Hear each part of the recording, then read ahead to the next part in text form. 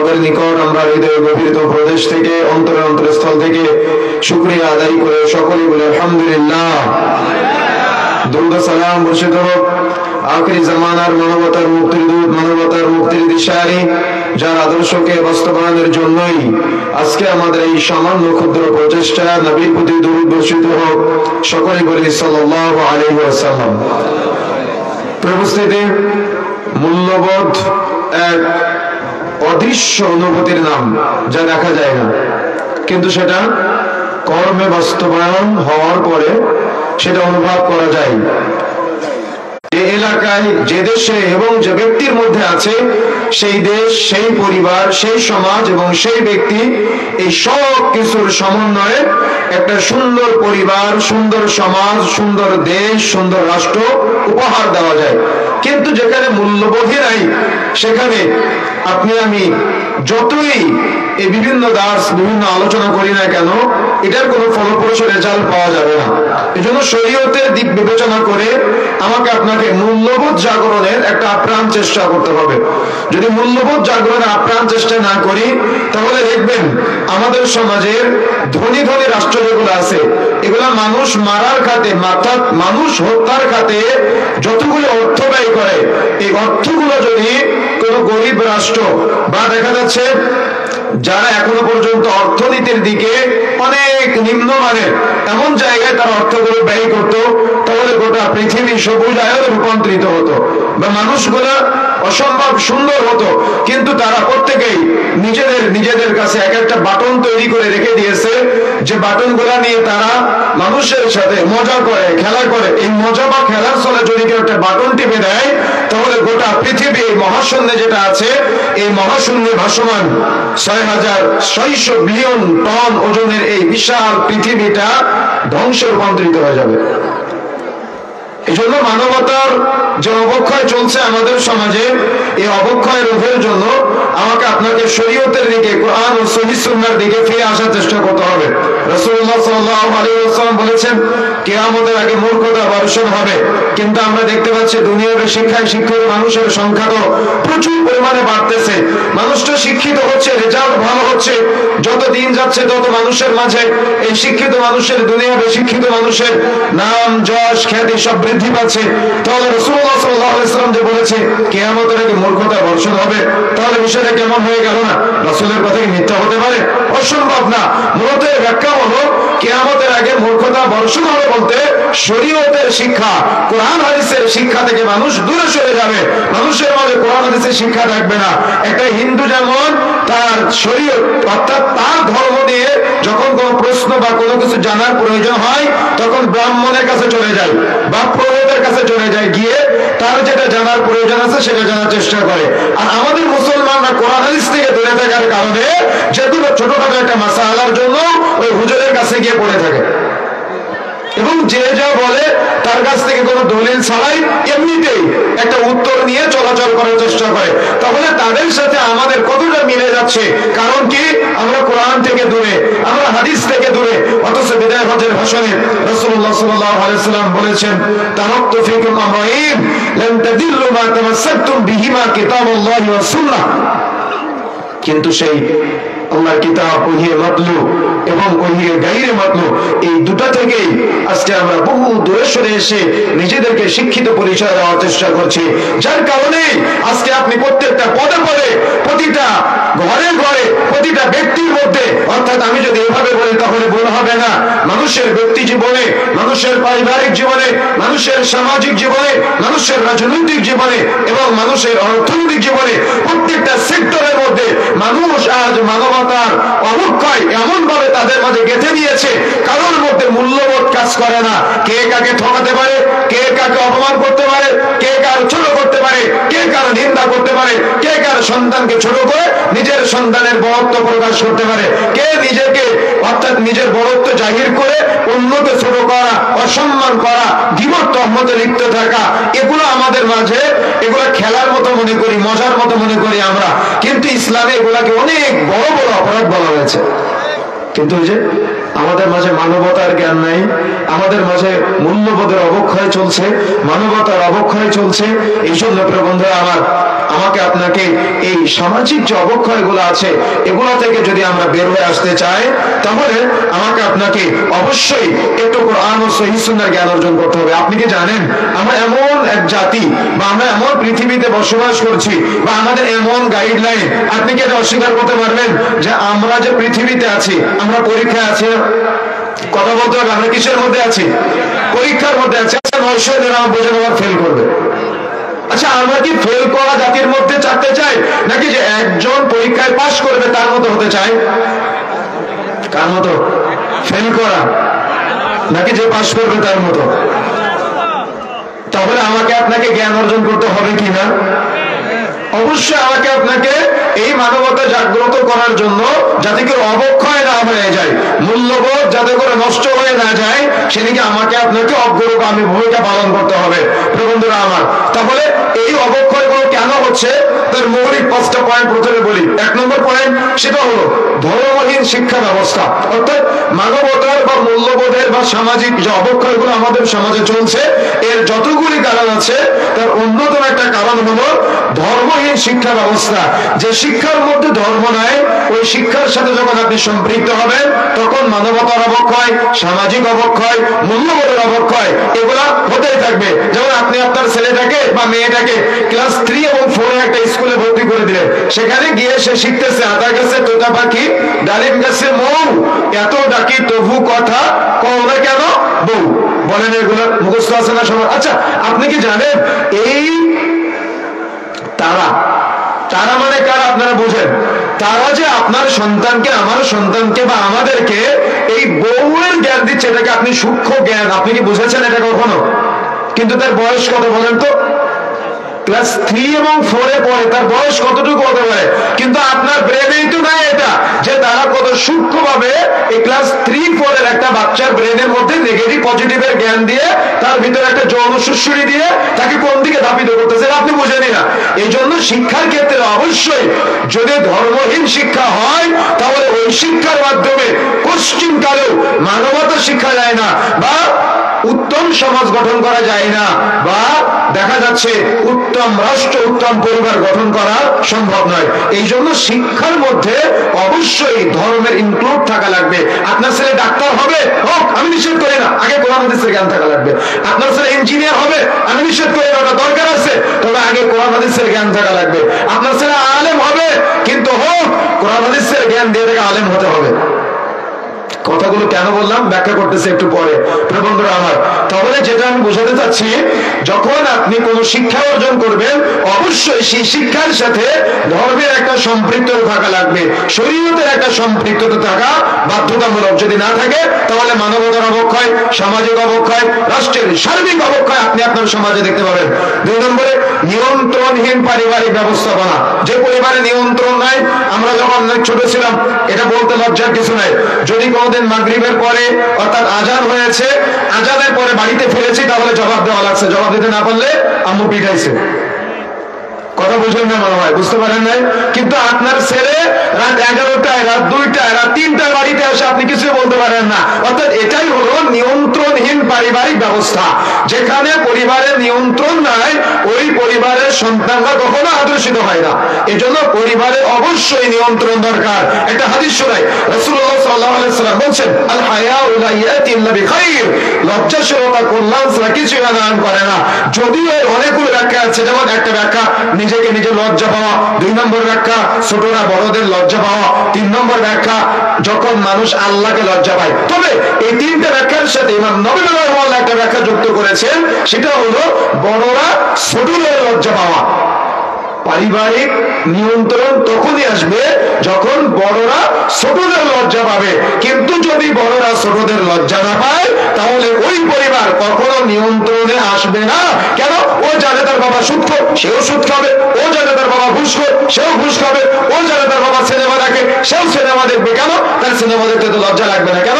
ওর বাবা পাশে বসে থাকে, ওর মা পাশে বসে থাকে, বাবা, মা, দাদা, দাদি, নানা, নানি সবাই একসাথে বসে বসে সিনেমার দিকে তাকায় থাকে। অর্থাৎ ওই নগ্ন নারীটা টিভির মধ্যে যখন আসে, ওর বাপও অন্তরে যে কল্পনা করে, ওর মাও অন্তরে কি কল্পনা করে, ওর দাদা দাদুরা কি কল্পনা করে। তার মানে পরিবারের সবাই একসাথে বসে বসে জেনা করে। এখন এই যদি নিয়ন্ত্রণহীন পরিবারের অবস্থা হয়, তাহলে আপনি কি কখনো বলতে পারবেন যে আব্বু তুমি কখনো সিগারেট খেও না, তুমি কখনো সিনেমা দেখো না? আপনার পরিবার কতটাই নিয়ন্ত্রণহীন যা আপনি আপনার ছেলেটার হাতে 5 টাকা হাতে ধরিয়ে দিয়ে বলতেছেন যাও আব্বু সিগারেট কিনে নিয়ে আসো। ওই 1 দিন যায়, 2 দিন যায়, 3 দিন যায়, 4 দিন বলে আমার আব্বু কি খায় আমিও একটু খেয়ে দেখি। তাহলে কি এই পরিবারে নিয়ন্ত্রণ আছে? নিয়ন্ত্রণ আছে। আপনি বাবা কাপুরুষ দাঁড়িয়ে আছেন, আপনার সামনে আপনার মেয়েটা মাথার চুল খোলা রেখে রাস্তায় ঘুরে বেড়ায়, আপনার সামনে ঘুরে বেড়ায়। আপনি বাবা দাঁড়িয়ে আছেন, আপনার সামনে আপনার মেয়েটা মাফলারের মতো করে ওড়না গায়ে দিয়ে, ও গেঞ্জি গায়ে দিয়ে আপনি বাবা আপনার সামনে ঘুরে বেড়ায়। এখন আপনি বাবা, আপনাকে যদি সে এতটুকু লজ্জা না করে, তাহলে রাস্তার মানুষকে লজ্জা করবে জীবনে কোনো সময়? তাহলে কি পরিবার নিয়ন্ত্রণ করতে হবে না? এই নিয়ন্ত্রণহীন পারিবারিক ব্যবস্থাপনা গুলা আজকে মানবতার অবক্ষয়ের দিকে নিয়ে যাচ্ছে। আপনার সন্তান সে জানে যে আমার বাবা ওর তার বোনের জমি ফাঁকি দিয়ে আমার জন্য রেখে গিয়েছে, তো আপনার ছেলেটা কি শিখবে যে আমার বাবা যে জমিগুলো রেখে যাবে আমিও সেই জমি থেকে আমার বোনকে ফাঁকি দেব। তাহলে কি পরিবারে শরীয়তের শিক্ষা আছে নাকি নিয়ন্ত্রণহীন পারিবারিক শিক্ষা ব্যবস্থাপনা করা চলতেছে আমাদের মাঝে? আপনি ফজরের সময় ঘুমিয়ে আছেন, আপনার ছেলে জীবনেও নামাজি হবে না। আপনি জুমার দিন সবার শেষে মসজিদে যান, আপনার ছেলে সবার শেষে মসজিদে যাবে। এটা বাস্তবতা। কেন? ও জানে ওর বাবা এটা করে, কিন্তু আপনি রাস্তা দিয়ে যাচ্ছেন, যাওয়ার সময় দেখতেছেন যে আপনার বাইকের নিচে একটা হাঁস পড়েছে বা মুরগি পড়েছে, তখন আপনি কি করলেন? ওই মুরগির মালিক বা হাঁসের মালিকটাকে খুঁজে বের করে তাকে একটা ক্ষতিপূরণ দিলেন। আপনার সন্তান কি শিখবে? আর আপনি পালিয়ে গেলে আপনার সন্তান কি শিখবে? আমি বুঝাতে পারি না মনে হয়, কথাকে বুঝতে পেরেছেন? সৌদি আরবের একজন ভাই, দিনী ভাই, উনি ওনার ছেলেকে নিয়ে রাস্তা দিয়ে যাচ্ছে, তো যাওয়ার সময় যে ট্রাফিক সিগন্যাল লাইট আছে না, ট্রাফিক সিগন্যাল লাইট জ্বলে গিয়েছে, তো পুলিশ নাই, উনি গাড়ি চালিয়ে চলে গিয়েছে। তো ছেলে পিছন দিক থেকে বলতেছে আব্বু ট্রাফিক লাইট জ্বলা সত্ত্বেও যে আপনি চলে আসলেন। তো বাবার মধ্যে একটা ভয়, অর্থাৎ সন্তানের উপস্থিতিতে বাবা যে একটা অপরাধ করেছে, অপরাধ বোধটা তার মধ্যে কাজে লাগতেছে, অর্থাৎ তার অন্তরে একটা ধাক্কা দিয়েছে, আমি আমার ছেলের সামনে ভুল করে ফেললাম। তো এই অপরাধ বোধ থেকে উনি গাড়িটা ঘুরায় উনি চলে গিয়েছে ট্রাফিক কন্ট্রোল পুলিশ অফিস যেখানে আছে সেখানে চলে গিয়েছে, গিয়ে বলতেছে যে অমুক ট্রাফিক সিগন্যালে ট্রাফিক লাইট জ্বলা সত্ত্বেও আমি ক্রস করে চলে এসেছি, আমাকে জরিমানা করেন। তো বলতেছে ওখানে পুলিশ ছিল না।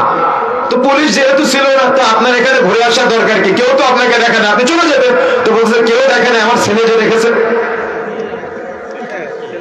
বুঝলেন না মনে হয়? কিন্তু আপনার ছেলে জানে যে আপনি সুদখোর, আপনার ছেলে জানে যে আপনি ঘুষখোর, আপনার ছেলে জানে যে আপনি বেনামাজি, আপনার ছেলে জানে যে আপনি সিনেমা দেখেন, আপনার ছেলে জানে যে আপনি পরকিয়া করেন, আপনার ছেলে জানে যে আপনি সব সময়, তার মানে ওই আপনার বাড়িতে পাওনাদের এসেছে, আপনি আপনার ছেলেকে বলতেছেন আব্বু যাও বাহিরে গিয়ে বলো তোমার আব্বু বাড়িতে নেই। কি শিখলো আপনার ছেলেটা? বুঝলেন না মনে হয়? বুঝতে পেরেছেন আমার কথা? আপনি কি বলছেন? অথচ স্টিল আপনি বাসায় আছেন, কিন্তু আপনি আপনার ছেলে বা মেয়েকে শিক্ষা দিচ্ছেন যে আব্বু বাইরে গিয়ে বলো যে তোমার আব্বু বাড়িতে নেই। তাহলে আপনি আপনার ছেলেটাকে মিথ্যা বলা শিখালেন। তো আপনি কি জীবনে বলতে পারবেন যে আব্বু তুমি এই মিথ্যা বলো না? এ বলার যোগ্যতা আপনার থাকলো? আপনার স্ত্রী কোনো একটা ভুল করেছে, চট করে ছেলের সামনে আপনি আপনার স্ত্রীর গায়ে হাত দিলেন, আর আপনার স্ত্রীও কি করে চট করে স্বামীর সাথে তর্কে লিপ্ত হয়। তো আপনার ছেলেটা কি শিখলো? বিয়ের পরে বউ পিটাতে হবে, আর মেয়েটা শিখলো বিয়ের পরে স্বামীর সাথে তর্ক করতে হবে। আমি বুঝাতে পারি না মানে আপনাকে। তাহলে এই যে নিয়ন্ত্রণহীন পারিবারিক ব্যবস্থাপনা গুলো চলতেছে কেন? শরীয়তের শিক্ষা নাই তাই, মূল্যবোধ নাই তাই, মানবতার অবক্ষয় চলতেছে আমাদের মাঝে। এইভাবে পারিবারিক বংশ পরম্পরায় আজকে সন্তানরা মানবতার অর্থাৎ মূল্যবোধের এতটাই অবক্ষয় হয়েছে আমাদের সমাজে, মানবতার এতটা অবক্ষয় হয়েছে। ওর পাশে ওর বাবা দাঁড়িয়ে আছে, ওর বাবাকে দান দেয় না। ওর পাশে আলেম ওলামা দাঁড়িয়ে আছে, ও আলেম ওলামাকে দান দেয় না। ওর পাশে ওর মুরব্বী চাচা দাঁড়িয়ে আছে, ওর চাচাকে দান দেয় না। ওর পাশে খতিব সাহেব দাঁড়িয়ে আছে, ও তাকে দান দেয় না। দেখবেন মোড়ের মাথায় একটা ছেলে ও সিগারেট টান দেয়, আর ও চারটার মুখের দিকে ধোয়া ছেড়ে দেয়। কেন এমনটা হয়? কেন লজ্জা করে না? কেন ও পাপকে পাপ মনে করে না? কেন ও গুনাহকে গুনাহ মনে করে না? কারণ ওর পারিবারিক মানবতার অবক্ষয় আছে। ওর বাবা ওকে পাপ করতে শিখিয়েছে, ওর বাবা সিগারেট ধরায় দেয়, আর ওর বাবা সিগারেট ধরায় দেয়, যার কারণে ওর বাপকে লজ্জা করে না, ওর বাবার দিকেও ও সিগারেট ধোয়া ছেড়ে দেয়। কথা কি বুঝতে পেরেছেন? কথা বুঝেন না আপনি, সকালে তো ভুলে যাবেন বন্ধুরা আমার। তাহলে এই যে পারিবারিক নিয়ন্ত্রণহীন শিক্ষা ব্যবস্থা আমাদের মাঝে চলতেছে, অর্থাৎ পরিবার যদি তার সন্তানকে নিয়ে চিন্তা গবেষণা না করে তাহলে পৃথিবীর কেউ শেখাতে পারে না। এই জন্য পরিবারকে অবশ্যই এগিয়ে আসতে হবে। তারপরে 3 নম্বর, বিচারহীনতা, অর্থাৎ যেখানে বিচার নাই সেখানে মানবতা নাই, সেখানে মূল্যবোধ নাই। আপনি কোনো একটা আপনার সাথে কারোর কোনো প্রকার বাক বিতর্ক হয়েছে বা কোনো একটা সমস্যা হয়েছে, আপনি কোথাও মামলা করবেন, প্রক্রিয়া আছে। তো মামলা করতে গেলে আপনি মারা যাবেন, মারা যাওয়ার বহু বছর পর ওটা ফাইসালা হবে। এভাবে কোনো সমাজ চলতে পারে না, এভাবে কোনো রাষ্ট্র চলতে পারে না। আমার কথা কি বুঝতে পেরেছেন? সুতরাং প্রিয় বন্ধুরা আমার, এই যে বিচারহীনতা আমাদের সমাজে চলছে, আর এক শ্রেণীর বিচার ব্যবস্থা তো আমাদের সমাজে আছে, অর্থাৎ আপনি যেদিকে ঘুষ দিবেন সেদিকে ফয়সালা চলে আসবে। এই যে বিচারহীনতা আমাদের মাঝে চলছে, এগুলোর মাধ্যমেও বিভিন্ন সমাজে দেখা যায় এই মানবতার অবক্ষয় বা মূল্যবোধের অবক্ষয়, এগুলো সবসময় চলতে থাকে। 4 নম্বরে প্রচার মাধ্যমগুলা, প্রচার মাধ্যমগুলা আজকে এমন ভাবে আমাদেরকে প্রভাবিত করতেছে যে আমাদের যুব সমাজ, আমাদের যুবতীরা, আমাদের পরিবারগুলা ধ্বংসের দ্বারা প্রান্তে। কেন? ওই যে আপনার স্ত্রী দিনরাত সিনেমা দেখে, আপনার মেয়ে দিনরাত নাটক দেখে। এখন কি হয়?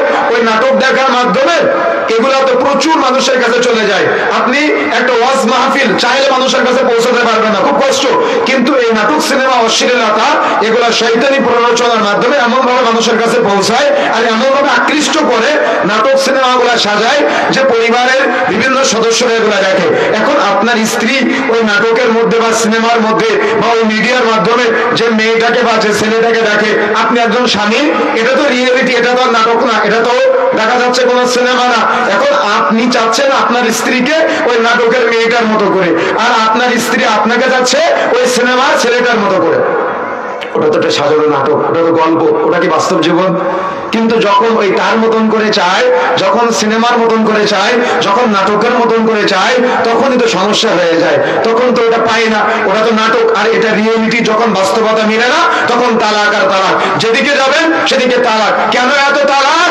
এই যে মিডিয়া অর্থাৎ প্রচার মাধ্যমগুলা পরিবারগুলোকে এমন ভাবে প্রভাবিত করতেছে আজকে যে তারা ওই মিডিয়ার মধ্যে যেটা দেখে ওভাবে পরিবারটাকে চায়, কিন্তু ওভাবে তো পাওয়া সম্ভব না। ওটা স্ক্রিপ্ট লিখে আর অভিনয় করে, কিন্তু অভিনয় তো বাস্তবতা হতে পারে না। কথা বুঝতে পেরেছেন? এই জন্য সতর্ক হতে হবে। আর এই মিডিয়া এমন একটা জিনিস যে এটা কোন একজন সৎ ব্যক্তিকে একেবারে জেনাকার বানাতে পারে, মিথ্যুক বানাতে পারে, অপরাধী বানাতে পারে, চোর বানাতে পারে, আবার কোন এক চোর ডাকাত বদমাশকে ফেরেশতা বানিয়ে দিতে পারে।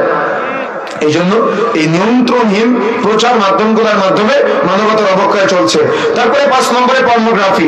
পর্নোগ্রাফি মানে শুধুমাত্র রঙ্গপনা না, এটার মাধ্যমে চোখের জেনা হতে পারে, অন্তরের জেনা হতে পারে, হাতের জেনা হতে পারে। কিয়ামতের আগে জেনার বিচার বেড়ে যাবে। তার মানে কি শুধু শারীরিক জেনা বাড়বে? অন্তরের জেনা বাড়বে, হাতের জেনা বাড়বে, পায়ের জেনা বাড়বে। অর্থাৎ আপনি একটা চায়ের দোকানে বসবেন, কালকে সকালে গিয়ে দেখবেন একটা সিনেমার টিভি অর্থাৎ টিভি আছে, ওই টিভির মধ্যে আপনার গ্রামের 4-5 জন 10 জন মুরব্বী একসাথে বসে বসে ওই নাটক সিনেমার দিকে তাকায়, আর নগ্ন নারীটা আসলে সবাই চিল্লাপাল্লা করে। তার মানে সবাই একসাথে বসে বসে পর্নোগ্রাফিতে আসক্ত হয়ে আছে। বুঝেন না মনে হয় আপনি কি বুঝতে পেরেছেন বিষয়টা? এই যে সমাজে চলছে এগুলার কারণে আজকে আমাদের সমাজে এই মানবতার অবক্ষয় বা আমাদের সন্তানরা আজকে আদর্শিত হচ্ছে না। কিন্তু আপনি কি জানেন এর বাহিরেও আমি যে বলেছিলাম যে একজন ডাক্তার হবে কিন্তু তার আগে শরীয়তের জ্ঞান থাকা লাগবে, ইঞ্জিনিয়ার হবে শরীয়তের কোরআন হাদিসের জ্ঞান থাকা লাগবে, আলেম হবে কোরআন হাদিসের জ্ঞান থাকা লাগবে, একজন বিভিন্ন কৃষক হবে কোরআন হাদিসের জ্ঞান থাকা লাগবে। একজন ব্যক্তি সে যখন বাড়ি থেকে বের হয়, বাড়ি থেকে বের হওয়ার সময় যদি অন্তরে কল্পনা করে আমি আর নিজে হালাল খাবার খাবো, পরিবারকে হালাল খাবার খাওয়াবো, স্ত্রী সন্তানকে হালাল খাবার খাওয়াবো, ও বাড়ি থেকে বের হয়ে বাড়ি ফিরে আসার আগ পর্যন্ত যত সময় বাড়ির বাইরে থাকবে তার পুরোটা ইবাদত হবে। সুবহানাল্লাহ। এখন সে ডক্টর হিদায়াতুল্লাহ সাহেব বলছিলেন কর্মঘণ্টা ফাঁকি না দেওয়া। আপনার সকাল 10টায় অফিস, আপনি প্রতিদিন যান 10:30টায়, আপনার ফেরার কথা 4টায়, আপনি প্রতিদিন 3:30টায় ফিরে আসেন, ফাঁকি দেন কয় ঘন্টা প্রতিদিন? 1 ঘন্টা করে ফাঁকি দেন। তাহলে 30 দিনে 30 কর্মঘণ্টা ফাঁকি দেন। তাহলে আপনি যে 30 কর্মঘণ্টা ফাঁকি দিচ্ছেন, আপনার মালিক 1 মাসে আপনাকে 1000 টাকা কম দিলে আপনি তাকে জালেম বলেন, তো আপনি যে 30 ঘন্টা ফাঁকি দিলেন আপনি কি জালেম না? কথা কি বুঝতে পারেন না মনে হয়? আপনি কি জানেন না? এই জন্য আপনি যেটাই করেন না কেন, কোরআন হাদিসের জ্ঞান থাকা লাগবে, শরীয়তের জ্ঞান থাকা লাগবে, আল্লাহ ভীতি থাকা লাগবে। কিয়ামতের মাঠে সবাই নফসি নফসি করছে, কিয়ামতের মাঠে সবাই উলঙ্গ অবস্থায় দিক বিদিক ছুটাছুটি করছে, সূর্য কারোর মাথার নিকটবর্তী, শরীরে রক্ত পুজ যেগুলো আছে সেগুলোর মধ্যে মানুষ হাবুডুবু খাচ্ছে। এই কঠিন পরিস্থিতিতে বাবা তার সন্তানকে চিনে না, সন্তান তার বাবাকে চিনে না, স্বামী তার স্ত্রীকে চিনে না, স্ত্রী তার স্বামীকে চিনে না। এই কঠিন বিভীষিকাময় পরিস্থিতিতে দেখতে পাবে ওই দূর প্রান্তে উঁচু জায়গায় একজন নারী আর একজন পুরুষ তারা দাঁড়িয়ে আছে, পোশাক পরা অবস্থায় তারা দাঁড়িয়ে আছে, তাদের মাথায় মুকুট জল জল জল জল করতেছে। বুঝলেন না মনে হয়? সবাই নফসি নফসি করছে, সবাই উলঙ্গ, সবাই দিক বিদিক ছোটাছুটি করছে, কিন্তু তারা সম্মানজনক জায়গা আছে, তাদের মাথায় নূরের মুকুট পরা আলোকিত অবস্থায় আছে, সবাই আবার সেটা দেখতেও পাচ্ছে। তখন এই যারা নফসি নফসি করছে এরা জিজ্ঞাসা করবে ফেরেশতাদেরকে, ওরা কারা? ওদেরকে এখন এমন সম্মান দেওয়া হলো, ওদেরকে এমন মর্যাদা দেওয়া হলো, আমরা উলঙ্গ কিন্তু তারা পোশাক পরা, আমাদের মাথার নিকটবর্তী জায়গায় সূর্য কিন্তু তাদের মাথায় নূরের মুকুট পরানো, তারা কেন এমন সম্মানের জায়গায়? তখন ফেরেশতারা বলবে এটা হলো হাফেজে কোরআনের পিতামাতা। কি সুবহানাল্লাহ বাড়িতে গিয়ে বলবেন? কি আপনি কি বলেন? ফকিরি বিদ্যা শিখাচ্ছিস কেন তো ছেলেকে? কেউ কথা বলে না? তোর ছেলেকে ফকিরি বিদ্যায় প্রতিষ্ঠানে ভর্তি করেছিস কেন? কিন্তু এই ফকিরি বিদ্যা আপনাকে কোথায় নিয়ে যাচ্ছে কিয়ামতের মাঠে? একটা হাফেজ সন্তানকে বলা হবে অরাতিল, তুমি তিলাওয়াত করো, ও তিলাওয়াত করবে আর মর্যাদা বাড়বে, বাড়তে বাড়তে বাড়তে বাড়তে জান্নাত পর্যন্ত পৌঁছে যাবে। তখন সে আবার বলবে আল্লাহ আমার যে বাবা মা আজকে আমাকে এ পর্যন্ত পৌঁছে দিয়েছে, আল্লাহ আমি তাদেরকে সাথে নিয়ে জান্নাতে যেতে চাই আজকে। সুবহানাল্লাহ। কি এগুলো ফকিরি বিদ্যা? কি মনে হয় আপনার কাছে এগুলো ফকিরি বিদ্যা? বন্ধুরা আমার, এই মানবতার শিক্ষা যেখানে নাই সেখানে এই মানবতার অবক্ষয় চলে আসে। বন্ধুরা আমার, কিভাবে আসে দেখেন, আজকে আমাদের মাঝে এই যে কথাগুলো আমি বললাম, তার মানে 5টা পয়েন্টে ধর্মহীন শিক্ষা ব্যবস্থা, নিয়ন্ত্রণহীন পারিবারিক ব্যবস্থা, তারপরে বিচারহীনতা, প্রচার মাধ্যম এবং পর্নোগ্রাফি, এই যে এগুলোর সাথে মানুষ সম্পৃক্ত কেন হচ্ছে? শরীয়তের জ্ঞান নাই তাই, কোরআন হাদিসের জ্ঞান নাই তাই। এখন আপনি হয়তো বলতে পারেন যে তাহলে আপনি একটু ব্যাখ্যা করেন কিভাবে আজকে আমাদের মানবতার অবক্ষয় হচ্ছে শরীয়তের শিক্ষা না থাকার কারণে। আপনার ব্রেনে হয়তো এটা নাই, কিন্তু আপনি চলে যান হসপিটালে, যান আপনার স্ত্রীকে নিয়ে, আপনার স্ত্রী প্রেগনেন্ট, আপনি আপনার স্ত্রীকে প্রেগন্যান্সি অবস্থায় আপনি আপনার স্ত্রীকে হসপিটালে নিয়ে গেছেন। এখন নিয়ে যাওয়ার পরে কোন একজন ডক্টরের আপনি অ্যাপয়েন্টমেন্ট নিয়ে মাস কি মাস তার আওতায় থাকলেন, কিন্তু আপনি কি জানেন সেখানে কি খেলা করা হয়? বিভিন্ন ডক্টরের মাধ্যমে আমরা যেটা জানতে পারি যে আপনার স্ত্রীর অর্থাৎ তার মাতৃগর্ভে বাচ্চা থাকাকালীন সময় ওই বিভিন্ন ঔষধ প্রয়োগের মাধ্যমে বাচ্চাটাকে মায়ের পেটের মধ্যে বড় করে ফেলা হয়। কথা বুঝেন না মনে হয়? মায়ের পেটের মধ্যে বড় করে ফেলা হয়। বা যদি কোনো অ্যাপয়েন্টমেন্ট নাও নেয়, একবারে শেষ মুহূর্তে হসপিটালে যায়, যাওয়ার পরে আপনি স্বামী দাঁড়িয়ে আছেন, আপনি বাবা দাঁড়িয়ে আছেন, আপনি ভাই দাঁড়িয়ে আছেন, তারা সিদ্ধান্ত দিবে না, সিদ্ধান্ত আপনার ব্রেনে চাপিয়ে দেবে। তারা বলবে মায়ের পেটের মধ্যে পানির কমতি আছে, বাচ্চা উল্টে আছে, বাচ্চা নারীর সাথে জড়িয়ে আছে, ইমার্জেন্সি তাকে সিজার করতে হবে, সিজার না করলে হয় বাচ্চা মারা যাবে না হয় মা মারা যাবে। কিন্তু আপনি তো জানেন না বিষয়টা কি। কথা বুঝুন না মনে হয়? ওই যে আপনার গ্রাম থেকে একজন মহিলা অ্যাপয়েন্টমেন্ট করেছে যে অমুক হসপিটালে যাও, করে না?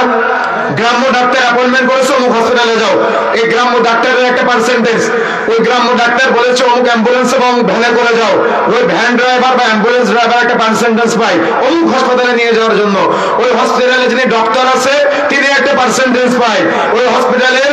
অর্থাৎ এই প্রত্যেকটা পদে পদে যে ধাপগুলো আপনি পার করেন আপনি জানেনই না, কিন্তু আপনি ওই প্রত্যেকটা পদে পদে যারা এখানে আপনাকে ওখানে ওই পর্যন্ত পৌঁছে দেয় সবাই একটা পার্সেন্টেজ পায়। আর আপনি বাবা, আপনি একজন ভুক্তভোগী, আপনার ব্রেনে ডক্টররা এমন ভাবে চাপাই দিবে যে না, যদি সিদ্ধান্ত আমি এখন না দেই সিজার করার জন্য, তাহলে আমার স্ত্রী মারা যেতে পারে, আমার মেয়ে মারা যেতে পারে, আমার বোন মারা যেতে পারে। তারা কিন্তু সিদ্ধান্ত দিবে না, সিদ্ধান্ত আপনার উপরে চাপাই দিবে। আর আপনার ব্রেন তো তখন না পড়ে, কেন আপনার মেয়ের প্রতি আপনার ভালোবাসা, আপনার বোনের প্রতি আপনার ভালোবাসা, আপনার স্ত্রীর প্রতি আপনার ভালোবাসা, যাও আমার 50,000 টাকা যান সমিতি থেকে লোন নিয়ে তাকে সিজার করে ফেললাম।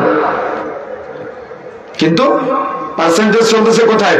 আপনার গ্রাম্য মহিলা বা গ্রাম্য ডাক্তার থেকে শুরু করে আমলা কামলা পর্যন্ত যতদূর পর্যন্ত আছে সবাই এটা পার্সেন্টেজ খাচ্ছে। এখন যদি তাদের শরীয়তের জ্ঞান থাকতো তাহলে কি তারা কোশ্চিন কালেও এই যে একজন ব্যক্তি সে হত দরিদ্র, তার 10,000 টাকা বের করার কোনো ক্ষমতা নাই, কিন্তু তার ব্রেনের উপরে এই যে 40,000 টাকা 30,000 টাকার একটা প্রেশার দিয়ে এই যে সিজারের প্রবণতা আমাদের নতুন বাংলাদেশে, অর্থাৎ আমাদের স্বাধীন বাংলাদেশে, আমাদের মাতৃভূমিতে আমরা দেখতে পাচ্ছি। তাহলে তাদের যদি শরীয়তের শিক্ষা, কোরআন হাদিসের জ্ঞান থাকতো, তাহলে মানুষকে কি এভাবে কষ্ট দিতে পারত? এখন আপনি হয়তো বলতে পারেন তাহলে কি সমস্যা শুধু ওখানে না, সমস্যা আমাদের মধ্যে আছে। এই ওয়াজ মাহফিলের মাইক গুলা এক সময় ছিল কিচ্ছা কাহিনীর মাইক, ওই যে সাদ্দাদের কিচ্ছা কাহিনী, এক সময় ছিল হরিণের কিচ্ছা কাহিনী, এক সময় ছিল আপনারা দেখেছেন রসুলের সাথে বুড়ির বড়ের কাটার কিচ্ছা কাহিনী, জাল তাফসীর। আর এখন নতুন করে যুক্ত হয়েছে এই ওয়াজ মাহফিলের মাইক গুলা বিভিন্ন নাটক সিনেমার গান নকল করে বলা, আর এগুলো আজকে হয়েছে ওই দেখা যাচ্ছে রাজনৈতিক বড় বড় প্রচারণার একটা মাধ্যম। আর ওদেরকে আপনি নিয়ে আসবেন, দেখবেন যখন আপনি ডেট নিতে যাবেন তখন আপনাকে 80,000 টাকা পেমেন্ট করা লাগবে। 40,000 45,000 টাকা বক্তাকে দেওয়া হয়েছে, 5,000 টাকা স্টেজে ওঠার আগে দেয় নাই, তাই বক্তা বক্তব্য দেবে না। তো যাদের মাধ্যমে মানুষ মানবতা শিখবে, তারাই যদি মানবতার দিকে এগিয়ে না আসে, তাদের মধ্যে যদি মূল্যবোধের অবক্ষয় থাকে, তাহলে এই জাতি কোথায় চলে যাবে? আজকে কথা বুঝেন না মনে হয়, আমি আমাদের কথা বললাম। তাহলে আমরা রাহবার, এই রাহবার যদি পথভ্রষ্ট হয়, তাহলে রাহবার যাদের নেতৃত্ব দিবে তারা কি করবে? একজন উন্নত বড় চাকরিজীবী, আমি নাম বলতেছি না, তার মানে বড় পর্যায়ে ভালো পর্যায়ের একজন চাকরিজীবী 1 মাসে যত টাকা পায়, আল্লাহ আপনাকে একদিনে তার থেকে বেশি দেয়, তাও আপনার সাধ্য হয় না, তাও আপনার সুখ হয় না, তাও আপনার ভালো লাগে না। তাহলে আপনার মাধ্যমে জাতি কি শিখবে? আমার কথা কি বুঝতে পারতেছেন? কথা বুঝতে হবে ব্রেন দিয়ে। তাহলে এই যে আমাদের সমাজে চলতেছে, আমরাই যদি মানবতার শিক্ষা দেওয়া ব্যক্তিরা যদি মানবতার অবক্ষয় আমাদের মধ্যে থাকে, তাহলে এই সমস্ত জাহাল রূপান্তরিত হবে, এটাই বাস্তবতা। এই জন্য বলেছি যে আলেম হলেও কোরআন হাদিসের জ্ঞান থাকা লাগবে, আল্লাহ ভীতি থাকা লাগবে, শরীয়তের ব্যাপারে তার অগাধ ভালোবাসা থাকা লাগবে, দিন প্রচারের আকাঙ্ক্ষা থাকা লাগবে। তা না হলে ওই তার সাথে আপনার ওই মিলানো যায়, কোনো পার্থক্য নাই। আর এদের মাধ্যমে আজকে এই শরীয়ত দিন প্রচারের একটা বড় মাধ্যম ওয়াজ মাহফিল হালাকা, এগুলো আজকে প্রশ্নবিদ্ধ হচ্ছে, মানুষের কাছে হাসির পাত্র হচ্ছে। এই জন্য সতর্ক হতে হবে, সাবধান হতে হবে। এটা তো আমি 1 নম্বরে বললাম। এখন আসেন, আপনি কোনো একটা ভূমি অফিসে যাবেন, সেখানে আপনার কোনো একটা অ্যাপয়েন্টমেন্টের দরকার আছে বা কোনো একটা সিগনেচারের দরকার আছে, এক টেবিল থেকে আরেক টেবিলে যাবে, এক টেবিল থেকে আরেক টেবিলে যাবে, তার মানে যত পদ ও মর্যাদা বাড়বে এক টেবিল থেকে আরেক টেবিলে যাবে। আপনি টেবিলের নিচ দিয়ে টাকা না দেওয়া পর্যন্ত আপনার ওই ফাইল এক টেবিল থেকে আরেক টেবিলে যাবে না। কি আমি ভুল কিছু বলেছি? কি এরা কি মানুষ না? এরা কি মুসলমান না, নাকি অন্য কোনো জাতি? আমার কথা বুঝলেন না মনে হয়? আপনি পাসপোর্ট করতে যান বিদেশ যাওয়ার জন্য, আপনার সব কিছু ঠিক আছে, পুলিশ ভেরিফিকেশনের সময় ওই যিনি পুলিশ অফিসার আছে ভেরিফিকেশনের জন্য আসে, ওনাকে 1,000 টাকা ঘুষ না দিলে আপনার ভেরিফিকেশনের ভালো রেজাল্ট দিবে না, আপনার পাসপোর্ট হবে না। কেন? এরা কি অন্য কোনো গ্রহ থেকে এসেছে? এরা কি মুসলমান না? এরা কি দাড়িওয়ালা টুপিওয়ালা নামাজি বাবার ছেলে না, নাকি এরা অন্য কোনো জাতি? আজকে কেন এমনটা হচ্ছে? এই সব মানবতার অবক্ষয়, কোরআন হাদিসের জ্ঞান নাই, শরীয়তের জ্ঞান নাই, শরীয়তের শিক্ষা নাই, দ্বীন ইসলামের জ্ঞান নাই, যার কারণে মানুষের মাঝে এই মানবতার মূল্যবোধ আজকে আমরা দেখতে পাই না, শুধু অবক্ষয় চলছে। সুতরাং বন্ধুরা আমার, এই প্রত্যেকটা সেক্টরে আমি যদি হাত দেই, তাহলে আপনি বুঝতে পারবেন প্রত্যেকটা জায়গায় আজকে এই অবক্ষয় গুলো চলতেছে। বন্ধুরা আমার, এই জন্য আমাকে আপনাকে বিবেক সম্পন্ন হতে হবে, চিন্তাশীল হতে হবে, বোঝার চেষ্টা করতে হবে, উপলব্ধি করতে হবে। আপনি যান, আপনি কোন একটা অর্থ ঋণ নেওয়ার জন্য আপনি একটা ব্যবসা করবেন, ইসলামের নাম ব্যবহার করে বহু সাইনবোর্ড আমাদের মাঝে আছে, যারা ইসলামের নাম ব্যবহার করে আপনাকে মুনাফা দিচ্ছে, কিন্তু মুনাফার আরেকটা অর্থ কি জানেন আপনি? কি বলেন তো? মুনাফার আরেকটা অর্থ কি? সুদ।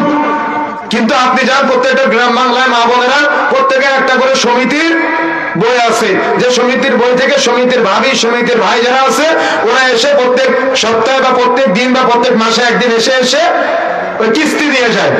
আর নাম দিয়েছে শরীয়তের নামে, ইসলামের নাম অনেকে ব্যবহার করে।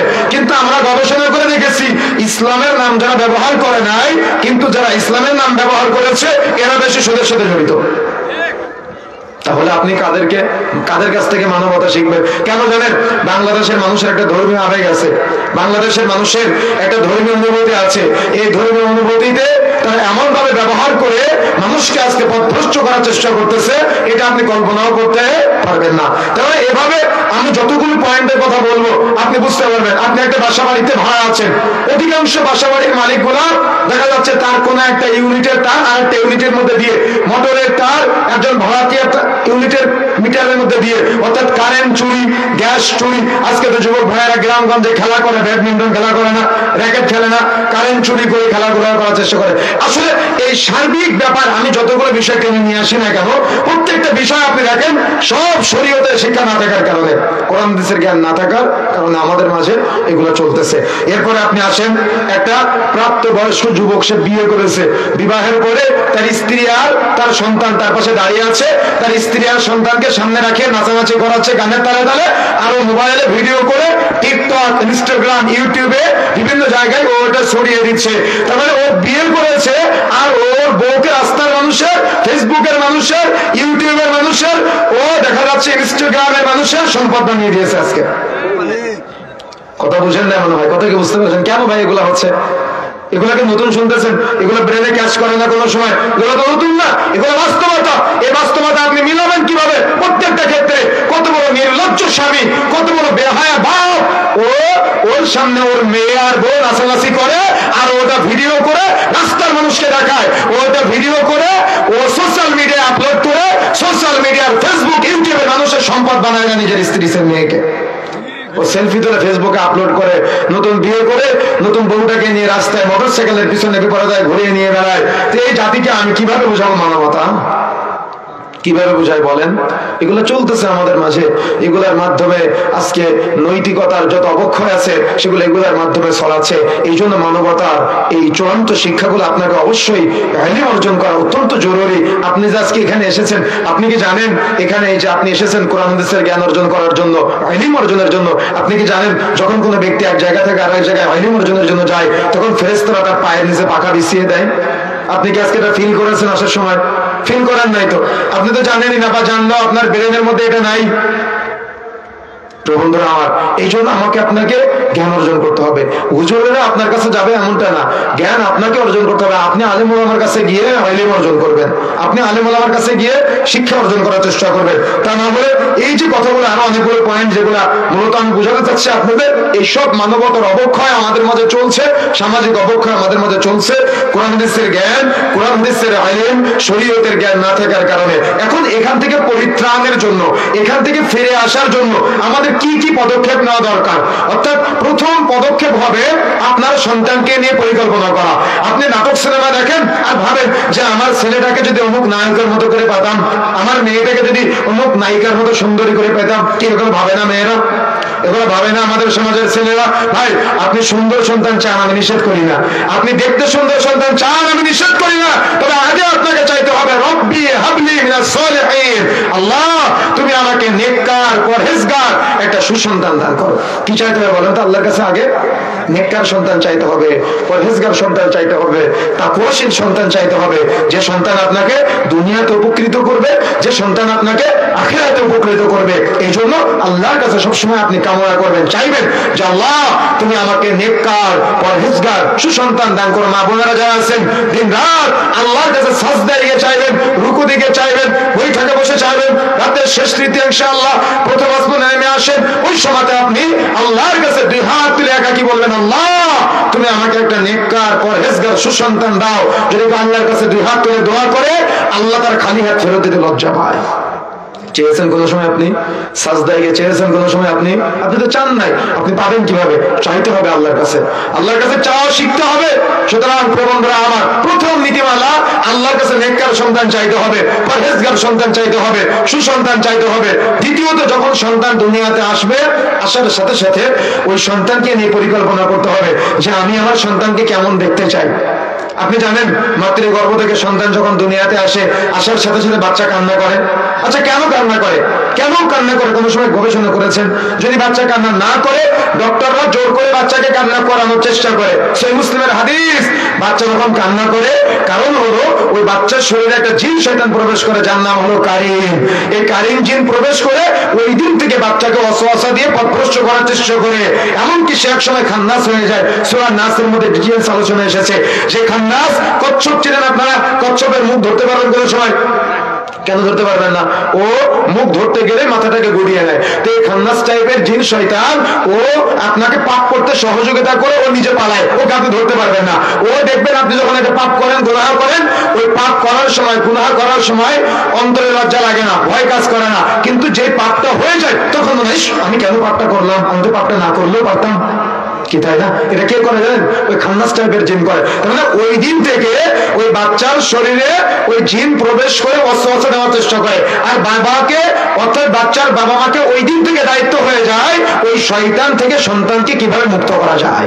কিন্তু কোন বাবা মা যদি দায়িত্ব অবহেলা করে, তাহলে ওই সন্তানের সঙ্গী হয়ে যায় ওই শয়তান। আর যদি বাবা মা তার সন্তানকে সাথে নিয়ে নামাজে যায়, বাবা মা তার সন্তানকে ওই শয়তান থেকে মুক্ত থাকার জন্য নসিহত করে, শয়তান থেকে মুক্ত থাকার জন্য বাবা মা যদি সন্তানকে শিক্ষাগুলো দেয়, তাহলে শয়তান থেকে সন্তান সবসময় দূরে থাকার চেষ্টা করে। কিন্তু বাবা মা তো এই শিক্ষাগুলো কখনো দেয় না, বরং এটা জানেই না অনেক বাবা মা। এই জন্য প্রত্যেক বাবা মায়ের উচিত, রাসূলুল্লাহ সাল্লাল্লাহু আলাইহি ওয়াসাল্লাম বলছেন, বুখারী মুসলিম মিশকাতের 90 নম্বর হাদিস, কুল্লু মাউলুদিন ইউলাদু আলাল ফিতরাত, প্রত্যেক আদম সন্তান যখন জন্মগ্রহণ করে তখন সে ফিতরাতে জন্মগ্রহণ করে। তার মানে অর্থাৎ তার মাতা পিতা তাকে জান্নাতের পথ দেখাতে পারে, তার মাতা পিতা তাকে জাহান্নামের পথ দেখাতে পারে। একজন পিতা মাতা চাইলে সন্তানকে জান্নাতের পথের পথিক বানাতে পারে, পিতা মাতা চাইলে করতে 1 বিঘা জমি আছে আর 1 বিঘা জমি লাগবে এই পরিকল্পনা করতে। দুনিয়াবি বহু পরিকল্পনার বহু গল্প আমি আপনার সন্তান এবং আপনার মাঝে দেখেছি, কিন্তু আমি কখনো দেখি নাই যে আপনি আপনার ছেলেটাকে পাশে বসিয়ে সিরাতে মুস্তাকিমের শিক্ষা দিয়েছেন। আমি কোনোদিন দেখি নাই যে আপনি আপনার ছেলেটাকে, ব্যর্থ বাবা আপনি, ব্যর্থ বাবা আপনি, আমি বলে যাচ্ছি আপনি ব্যর্থ বাবা। কোনোদিন আমি আপনার মাঝে দেখি নাই যে আপনি আপনার সন্তানকে এই বিদ্যাগুলা শিখিয়েছেন, কিন্তু আপনি আপনার সন্তানকে ঠিকই সিনেমা দেখা শিখিয়েছেন। আপনার ছেলে আপনার সামনে কানে হেডফোন লাগায় গান শুনে, আর আপনি কাপুরুষ বাবা দাঁড়ায় থাকেন। আপনার ছেলে হেডফোন, একটা কথা, আপনার ছেলেকে দুনিয়াবি যে শিক্ষাই দেন না কেন আপনি দেন, তবে আগে তাকে শরীয়তের জ্ঞান দিতে হবে। আমি দেখেছি আপনার সন্তানকে চুরি করা শিখাতে, কিভাবে ওজনে বা পরিমাপে কম দেওয়া যায় কিভাবে, এটা শিখাতে দেখেছি। কিন্তু আমি কখনো আপনার ছেলেকে এটা শিখাতে দেখি নাই যে আব্বু তুমি কখনো ওজনে কম দিও না, পরিমাপে কম দিও। আমি কখনো দেখি নাই আপনাকে শিক্ষাগুলা দিতে। আমি কখনো দেখি নাই আপনার ছেলেকে আপনি বলেছেন, রাসূলুল্লাহ সাল্লাল্লাহু আলাইহি ওয়াসাল্লাম বলেছেন, লা ইয়াদখুলুল জান্নাতা মুদমিনুল খামর, নেশা জাতীয় দ্রব্য সেবনকারী কখনো জান্নাতে যাবে না। রাসূলুল্লাহ সাল্লাল্লাহু আলাইহি ওয়াসাল্লাম বলেছেন, সালাসুন ক্বাদ হারামাল্লাহু আলাইহিমুল জান্নাহ, 3 শ্রেণীর ব্যক্তির উপরে জান্নাত হারাম। তার মধ্যে 1 নম্বরটা হলো মুদমিনুল খামর, যে ব্যক্তি নেশা জাতীয় দ্রব্য সেবন করবে তার জন্য জান্নাত হারাম। আপু তুমি কখনো এগুলা সেবন করবে না, এগুলা সেবন করলে তোমার জান্নাত হারাম হয়ে যাবে। আমি দেখি নাই, কারণ আমি দেখেছি আপনি আপনার ছেলেকে সিগারেট ধরিয়ে দিয়েছেন, আর আপনার ছেলে আপনার সিগারেট ধরিয়ে দিয়েছে। কথা বুঝেন নাই মনে হয়, কথা বুঝতে পেরেছেন? যখন কোনো মাহফিলে গিয়ে আমরা বলি কোরআন মাজিদ দরকার, তখন কোরআন মাজিদ ঠিকই দেয়, কিন্তু শোকেসের উপর থেকে বা আড়ার উপর থেকে বা বিভিন্ন জায়গা থেকে এমন ভাবে নিয়ে আসে, তার উপরে ধুলাবালি জমে থাকে, ওই ধুলাবালি গামছা দিয়ে মুছে তারপরে আমাদের কাছে দেয়। তার মানে এই কোরআন মাজিদ বহু বছর বা বহু মাস বা বহু সপ্তাহ তারা পড়ে নাই। আপনার পরিবারে শত শত টাকার, শত শত হাজার হাজার টাকার, লক্ষ লক্ষ টাকার বিভিন্ন বই আছে, কিন্তু আপনার বাড়িতে কোরআন মাজিদ নাই, আপনার বাড়িতে কোরআন মাজিদের একটা তাফসীর নাই, আপনার বাড়িতে সিরাতের কোনো কিতাব নাই, আপনার বাড়িতে সাহাবাদের জীবনীমূলক কোনো কিতাব আমি দেখি নাই। তাহলে আপনার সন্তান সাহাবীদের আদর্শ আদর্শিত হবে কিভাবে? আপনার সন্তান রাসূলের আদর্শ আদর্শিত হবে কিভাবে? আপনার সন্তান তো আদর্শিত হবে খেলোয়াড়ের আদর্শে, আপনার সন্তান আদর্শিত হবে তো নায়ক নায়িকাদের আদর্শে। কথা কি বুঝতে পেরেছেন? এই জন্য প্রিয় বন্ধুরা আমার, আমাকে আপনাকে এই মানবতার অবক্ষয় যেগুলো আছে এগুলা থেকে ফিরে এসে কোরআন ও সহিহ সুন্নাহর নিকটবর্তী হওয়ার জন্য আপ্রাণ চেষ্টা করতে হবে, আর সন্তানদেরকে সেই শিক্ষাগুলো দেওয়ার চেষ্টা করতে হবে। কিয়ামতের মাঠে আপনার সন্তানকে যখন ঝুলিয়ে ঝুলিয়ে জাহান্নামে নেওয়া হবে, আল্লাহ বলছেন সূরা জিলজালের মধ্যে, ওয়াকাল ইনসানু মা লাহা, কিয়ামতের মাঠে আপনি যেমন উঠবেন তখন আপনার সন্তান উঠবে, আপনার সন্তান যেমন উঠবে, আপনার সন্তান উঠার পাশাপাশি ওই যে দুনিয়াবি অপরাধ যেগুলো আছে এই অপরাধ গুলা সব উঠবে, চুরি করা সম্পদ উঠবে, বা আপনার যত অপরাধ আছে সব আপনি কিয়ামতের মাঠে দেখবেন। আর মানুষ তখন আফসোস করে আর বলবে, আল্লাহ বলছেন মানুষ তখন আফসোস করে আর বলবে, হায় আফসোস, আমার এই সামান্য সম্পদের জন্য বোনের সাথে সম্পর্ক নষ্ট করেছিলাম, এই সামান্য সম্পদের জন্য আমি চুরি করেছিলাম। বললাম তো সেদিন আফসোস করে লাভ আছে? লাভ আছে? যেন আফসোস করে লাভ নাই। সেদিন যখন আপনার সন্তানকে উঠানো হবে, যখন ঝুলিয়ে ঝুলিয়ে জাহান্নামে নেওয়া হবে, বা আপনার এই সম্পদ যখন আপনি কিয়ামতের মাঠে দেখতে পাবেন, বা আপনার অপরাধ যখন দেখতে পাবেন, তখন ওই আল্লাহ রাব্বুল আলামিন সূরা গাশিয়ার মধ্যে বলছেন, উজুহু ইয়াওমাইদিন খাশিআ, সেদিন অনেক চেহারা হবে অবনত, অনেক চেহারা হবে লাঞ্ছিত। দুনিয়াতে চোর চুরি করে ধরা পড়লে মাথা উঁচু হয় না নিচু হয়? মাথা নিচু হয়ে যায়। তো কিয়ামতের মাঠে যখন অপরাধগুলো ধরা পড়বে তখন মাথা নিচু হবে। কিভাবে নিচু হবে? লম্বা আলোচনা এসেছে, এমনটা বলা যেতে পারে, কিয়ামতের মাঠে আপনার সন্তানকে উল্টা করে ঝুলিয়ে জাহান্নামে নেওয়া হবে, পা হাত পা বেঁধে শিকল দিয়ে বেঁধে জাহান্নামে নেওয়া হবে। তখন বলবে, আল্লাহ আমার কিছু অভিযোগ আছে, আমার কিছু কথা আছে। তখন বলবে, তোমার কথাগুলো শোনা হবে। তখন আপনার সন্তানের হাতের বাঁধন, পায়ের বাঁধন খুলে দেওয়া হবে। তখন সে দুই হাত উঁচু করে বলবে, আল্লাহ আমার বাবা আমাকে ফজরের সময় মসজিদে নিয়ে যায়নি, আজকে আমি আমার বাবাকে না নিয়ে একা একা জাহান্নামে যাব না। আল্লাহ আমার বাবা আমার সিগারেট ধরিয়ে দিয়েছে, আমি আমার বাবার সিগারেট ধরিয়েছি, আমার বাবা আমাকে হারাম খাওয়া শিখাইছে, যার কারণে আজকে আমার জাহান্নাম হচ্ছে। আমি তো আমার বাবাকে না নিয়ে একা একা জাহান্নামে যাব না। আল্লাহ আমার বাবা আমার ফুফুর জন্য ফাঁকি দিয়ে আমার জন্য রেখে গিয়েছিল, আমি এটা জানতাম না, ফাঁকি দিয়েছে আমার বাবা, আমি ফাঁকি দেইনি, আমি জানলে আমার ফুফুকে দিয়ে আসতাম, আমার বাবাকে জাহান্নামে দেওয়া হোক, আমি জাহান্নামে যেতে চাই না। আল্লাহ ওই যে 5 তলা বিল্ডিং এর কারণে আমার জাহান্নাম দেওয়া হচ্ছে, ওটা আমি বানাই নাই। আল্লাহ আমার বাবা ব্যাংক থেকে সুদের টাকা লোন নিয়ে আমার বাবা বানিয়েছিল, ওটা আমি অপরাধ করি নাই, অপরাধ করেছে আমার বাবা, আমার বাবাকে জাহান্নামে দেওয়া হোক। আল্লাহ আমার বাবা আমার দাড়ি কেটে দিয়েছে, আমি আমার বাবার দাড়ি কেটে দিয়েছিলাম, আমার বাবা আমাকে অপরাধ করা শিখিয়েছে, আজকে আমি আমার বাবাকে না নিয়ে একা একা জাহান্নামে যাব না। আপনার মেয়েটা বলবে, আল্লাহ আমি আমার বাবা মায়ের সামনে বেপরদায় রাস্তাঘাটে চলতাম, বুকে পিঠে ওড়না দিতাম না, অশ্লীলতার সাথে চলতাম, আমার বাবা মামাকে কখনো কিছু বলে নাই, আজকে তো আমি আমার বাবা মাকে না নিয়ে একা একা জাহান্নামে যাব না। কথা বুঝেন না মনে হয়? আপনি কাপুরুষ বাবা দাঁড়িয়ে আছেন, বাজারে গিয়েছেন আপনার মেয়ে আর আপনার স্ত্রীকে নিয়ে, আপনি দাঁড়িয়ে আছেন আর আপনার মেয়ে দোকানদারের সাথে দরদাম করার ভাইয়া ভাইয়া করে। কথা কি বুঝতে পেরেছেন? এই যে একটা অবক্ষয় চলতেছে আমাদের মাঝে, কেন? শরীয়তের জ্ঞান নাই তাই, কোরআন হাদিসের জ্ঞান নাই তাই। আমরা কোরআন হাদিসের ইলম অর্জন করার পছন্দও করি না। আমাদের সমাজের মানুষ জুমার দিন ওই গিয়ে শেষে শুধুমাত্র নামাজ ধরে, নামাজ পড়ে সবার আগে আবার মসজিদ থেকে বের হয়ে আসে, তারা খুতবা শোনার প্রয়োজন মনে করে না। এই যে চলছে আমাদের সমাজে, এগুলা যদি এভাবে চলতে থাকে তাহলে মানবতা কিভাবে উন্নত হবে, সমাজ কিভাবে উন্নত হবে, স্বর্ণাক্ষরে কিভাবে লিখিত হবে? অসম্ভব হতে পারে না। এই জন্য প্রিয় বন্ধুরা আমার, আমাকে আপনাকে আদর্শ সন্তান গঠন করা ছাড়া বিকল্প কোনো পথ ঘাট নাই। আর যদি আপনি আদর্শ সন্তান রেখে না যান তাহলে ভবিষ্যৎ প্রজন্ম পঙ্গু হয়ে যাবে। আর আজকে তো আমাদের যে 2-1 বাবা মা সন্তানদেরকে মসজিদে নিয়ে আসে, যেহেতু রাসূলুল্লাহ সাল্লাল্লাহু আলাইহি ওয়াসাল্লাম বলেছেন, মুরু আওলাদাকুম বিসসালাতিহিম আবনাউ 7 সিনিন, তোমাদের সন্তানদের বয়স যখন 7 বছর সালাতের প্রশিক্ষণ দাও, 10 বছর বয়সে সালাত আদায় না করলে প্রয়োজনে প্রহার করে বিছানা পৃথক করে দাও। যে 2-1 বাবা তাদের বাচ্চাদেরকে মসজিদে নিয়ে আসে, আমাদের সমাজের কিছু অতি সুফি আছে, অতি পরহেজগার আছে, অতি তাকওয়াশীল আছে, যারা রাসূলের চাইতে তাকওয়াশীল, যারা রাসূলের চাইতে আল্লাহওয়ালা ভাব নেয়, যারা রাসূলের চাইতে পরহেজগারিতার ভাব নেয়। কেন বলুন জানেন? বাচ্চা মসজিদের কথা বলে বাচ্চাকে মসজিদ থেকে বের করে দেয়। কি আছে না আপনাদের এলাকায়? আছে, আমাদের দিকে দেখেছি আমরা। অথচ যখন আমরা মসজিদে নববীতে গিয়েছি, দেখি বাচ্চারা যাতে করে মসজিদে আসার জন্য খেলনার ব্যবস্থা করা হয়েছে, আর আপনার মসজিদের সভাপতি সাহেব বাচ্চাকে মসজিদ থেকে বের করে দেয়। রাসূলুল্লাহ সাল্লাল্লাহু আলাইহি ওয়াসাল্লাম নামাজ পড়তেছে, সালাত আদায় করতেছে, রাসূলের জায়গায় সেরা ফাটা, ও এই সেরা ফাটা জামা, ও এই সেরা ফাটা প্যান্টটাকে ট্র্যাডিশন মনে করে, আদর্শ মনে করে, তাহলে তার রুচি কতটাই নোংরা, তার রুচি কতটাই খারাপ, তার রুচি কতটাই জঘন্য। কেন এমনটা হচ্ছে? কেন হচ্ছে এমনটা? বক্তব্য দিয়ে যাবো, কালকে সকালে তো ভুলে যাবেন। আর আপনি ছেলেকে নিয়ে আপনি আজকে গর্ব করতেছেন, এই ছেলেকে নিয়ে আপনি আজকে দুনিয়াতেও গর্ব করতেছেন, কিন্তু ওই ছেলে কিয়ামতের মাঠে আপনার বিরুদ্ধে যাবে, ওই ছেলে কিয়ামতের মাঠে আপনার বিরুদ্ধে অভিযোগ করবে, তখন আপনি কি করবেন? এই জন্য সতর্ক হতে হবে, সাবধান হতে হবে। বন্ধুরা আমার, আলোচনার শেষ পর্যায়ে আমি যেটা আপনাদের বোঝাতে যাচ্ছি সেটা হলো, আমাদের মাঝে এই যে মূল্যবোধের অবক্ষয়, মানবতার অবক্ষয়, সামাজিক অবক্ষয়গুলো হচ্ছে, এর যত কারণ, তার অন্যতম একটা কারণ হলো, আমি আলোচনার শুরুতে বলেছিলাম, ধর্মহীন শিক্ষা ব্যবস্থা। যে শিক্ষার মধ্যে ধর্ম নাই, সেই শিক্ষা যদি আপনি অর্জন করেন তাহলে এই পাপাচার, এই গুনাহ, এই অন্যায়গুলো আমাদের মাঝে চলবে। এই জন্য অভিভাবক শ্রেণীর যারা আছেন, আপনাদেরকে সতর্ক হতে হবে। আপনার সন্তানকে যদি আপনি এখনই পরিকল্পনা না করেন, তাহলে আপনার সন্তান কিন্তু ধ্বংস হয়ে যাবে, রাসূলের আদর্শচ্যুত হয়ে যাবে, সমাজ, দেশ, রাষ্ট্র সব ধ্বংস হয়ে যাবে। দেখবেন আজকে আপনার সন্তানের মাঝে এই শরীয়তের জ্ঞান না থাকার কারণে অমুকের চরিত্র ফুলের মতো পবিত্র বলতে বলতে ও রাস্তায় গিয়ে নিজের জীবন দিয়ে দেয়, আরেকজনের জীবন নেয়। কিন্তু আপনি কি জানেন রাসূলুল্লাহ সাল্লাল্লাহু আলাইহি সাল্লাম এই মুহূর্ত থেকে বলেছে এটা হলো হারাজ, এটা হলো মারামারির যুগ, মানুষ মানুষকে মারবে এবং মানুষ মরবে। কেন মারবে জানে না, আর কেন মরবে জানে না, যে মারবে আর যে মরবে উভয় জাহান্নামে। আপনার সন্তানের শরীয়তের জ্ঞান নাই, কোরআন হাদিসের জ্ঞান নাই, এজন্য ও আরেকজন মুসলমানকে মারে, ওর ভয় লাগে না এবং ও মরে যায়, কিন্তু কেন যে মরে যায় সেটাও জানে না। ও মরে এবং মারে, ও আরেকজনের চরিত্র ফুলের মতো পবিত্র, অথচ সে জেনা করে ঘুরে বেড়ায়, সে বিদেশে চলে যায় জেনা করার জন্য, তার চরিত্র ফুলের মতো নাকি পবিত্র, নাউযুবিল্লাহ, এগুলা প্রচার করে আর তার জন্য জীবন যৌবন সব ধ্বংস করে দেয়। তাহলে দাজ্জালের অনুসারী কারা হবে? আপনার সন্তানই হবে। এই জন্য প্রিয় বন্ধুরা আমার, আমাকে আপনাকে উপলব্ধি করতে হবে, সতর্ক হতে হবে, সাবধান হতে হবে।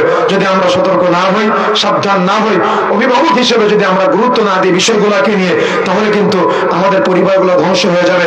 ভবিষ্যৎ প্রজন্ম কিন্তু আপনাকে কেউ মনে রাখবে না। আপনি কি আপনার দাদার নাম জানেন? দাদার নামটা জানলে দাদার আব্বার নামটা কি জানেন? তা আপনি মারা গেলে আপনার ছেলে আপনার নাম জানবে, আপনার ছেলের ছেলে আপনার জন্য দোয়া করবে। আপনি এটা ভাবিয়েন না। কেন? আপনি আপনার দাদার জন্য কয়দিন দোয়া করেন? করেছেন দোয়া? আপনার জীবনে কয়দিন দাদার জন্য দোয়া করেছেন? করেন নাই। এই জন্য আপনি যদি আপনার পরবর্তী বংশধরকে আদর্শের মধ্যে রেখে যেতে পারেন, তার পরবর্তী বংশধরকে সুন্নতের শিক্ষা, আদর্শের শিক্ষা দিয়ে যেতে পারেন, এটা সাদাকায়ে জারিয়া। যত পরবর্তী বংশধর আসবে তাদের মাধ্যমে, যত পরবর্তী বংশধর আদর্শের মধ্যে থাকবে, সবার একটা করে নেকির ভাগ সাদাকায়ে জারিয়া শুরু আপনার আমলনামায় এই চলমান প্রক্রিয়াগুলো চলতেই থাকবে, চলতেই থাকবে। এই জন্য যেমন ছেলেদের আদর্শিত করতে হবে, একইভাবে মেয়েদেরকেও দ্বীনের শিক্ষা দেওয়া এটা অত্যন্ত গুরুত্বপূর্ণ একটা বিষয়। কেন? বাবা সবসময় 24 ঘন্টার মধ্যে 12 ঘন্টা বাড়ির বাইরে থেকে উপার্জন করার জন্য, আর মায়ের সাথে থাকে সন্তান। এজন্য মাকে শরীয়তের জ্ঞান অর্জন করা, কোরআন হাদিসের জ্ঞান অর্জন করা এটা কিন্তু অত্যন্ত জরুরি। মা যদি শরীয়তের জ্ঞান থেকে দূরে থাকে তাহলে ওই পরিবার ধ্বংস হয়ে যায়। এজন্য উলামায়ে কেরাম বলেছেন একটা মুমিনা নারী হলো পূর্ণিমার চাঁদ অপেক্ষা স্নিগ্ধময়, একটা মুমিনা নারী হলো কস্তুরী অপেক্ষা সৌরভময়। কস্তুরী হলো হরিণের নাভি থেকে যে সুঘ্রাণ বের হয়, এই হরিণের নাভির চাইতে সুঘ্রাণ ছড়াবে তার এলাকায়।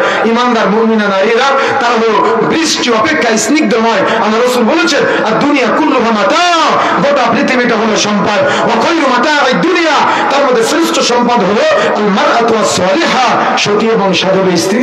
যারা মেয়ের বাবা আছেন, আপনার মেয়েকে বাল্য অবস্থায় থেকে আপনাকে পরিকল্পনা করতে হবে আপনার মেয়েটাকে যে ছেলের সাথে বিবাহ দিবেন তার উপযুক্ত বউ করে পাঠানো। আপনারা মনে করেন বিয়ের পরে আমার মেয়েটা শিখবে, এমনটা না। বরং বিয়ের আগে আপনার মেয়েটাকে আপনি তার জামাইয়ের জন্য উপযুক্ত করে পাঠাবেন। কথা বুঝেন না মনে হয়? বিয়ের আগে আপনি আপনার মেয়েটাকে তার জামাইয়ের জন্য উপযুক্ত করে পাঠাবেন, যাতে করে তার জামাইয়ের পরিবারের সুখ শান্তি এগুলো প্রতিষ্ঠা করতে পারে। কিন্তু আপনি যদি উপযুক্ত করে না পাঠান তাহলে তার জামাইয়ের পরিবারটা তছনছ করে দিবে আপনার মেয়ে। আপনি এটা বুঝেন নাই, কথা বুঝতে পেরেছেন? এই জন্য যারা সচেতন বাবা আছেন, সচেতন নাগরিক আছেন, তাদেরকে এই সিস্টেমগুলো প্রচার করতে হবে এবং বাস্তবায়ন করতে হবে। পারবেন ইনশাআল্লাহ? চেষ্টা করতে হবে। সংক্ষিপ্ত সময়ে যে কথাগুলো বলেছি আমি সহ আমাদের সবাইকে আল্লাহ রাব্বুল আলামিন আমলে বাস্তবায়ন করার তৌফিক দান করুন। আল্লাহুম্মা আমিন।